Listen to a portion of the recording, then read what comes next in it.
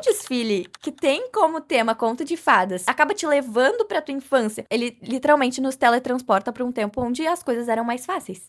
A inspiração de uma coleção, ela pode surgir nas coisas mais banais e cotidianas do teu dia a dia. O que realmente faz diferença não é da onde ela vem, mas sim o olhar de quem consegue transformar ela. Como eu comentei no último vídeo, o diretor criativo Mathieu Blasi encontrou um livro de contos de fadas no acervo pessoal, da biblioteca da Coco Chanel. E a partir desse encontro, ele não cria uma história do zero. Ele reinterpreta essas histórias que já existiam e cria uma atmosfera que só poderia existir através do olhar dele. E isso fala tanto sobre criatividade, principalmente sobre o papel do diretor criativo. Trabalhando com criatividade, eu acho muito legal quando isso acontece, porque a gente tá constantemente se cobrando tanto pra criar algo do zero, algo novo que nunca existiu, e esquece que a maioria das vezes criar também é transformar. É conectar essas referências, essas memórias, sentimentos, repertórios de uma maneira que só tu conseguiria fazer.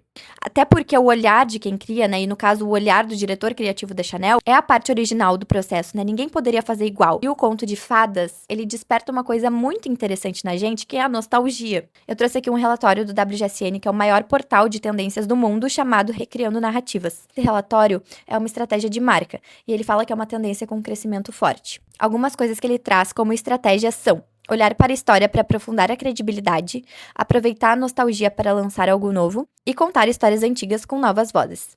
Tá, mas o que isso tem a ver? Calma.